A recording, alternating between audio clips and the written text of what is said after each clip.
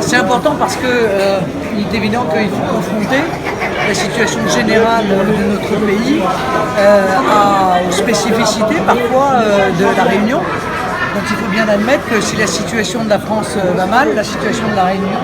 va peut-être encore plus mal, notamment sur toute une série de sujets, le niveau des retraites, le pouvoir d'achat, la vie chère,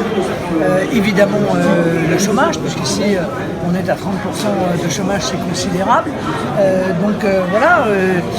il y a des problématiques qui sont des problématiques communes et il y a des problématiques qui sont aggravées ici à La Réunion. Donc moi j'apprécie de discuter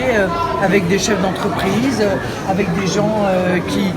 luttent contre la corruption, des gens qui défendent les artisans, des gens qui défendent aussi les plus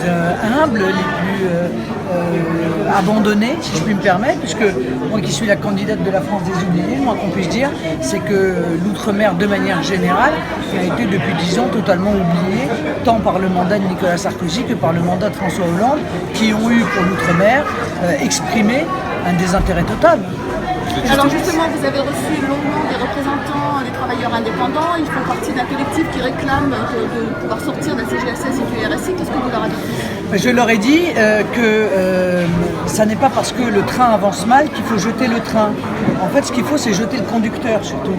car c'est le conducteur qui est incompétent. Et que tant qu'on continuera à livrer nos entreprises à la concurrence internationale déloyale, tant qu'on ne mettra pas en place les systèmes de protection que nous attendons, tant qu'on ne luttera pas contre la fraude sociale, tant qu'on prendra en charge une population de plus en plus importante qui vient alors que nous n'avons déjà pas assez d'emplois pour nos propres compatriotes, eh bien on n'arrivera pas à redresser la situation économique de notre pays.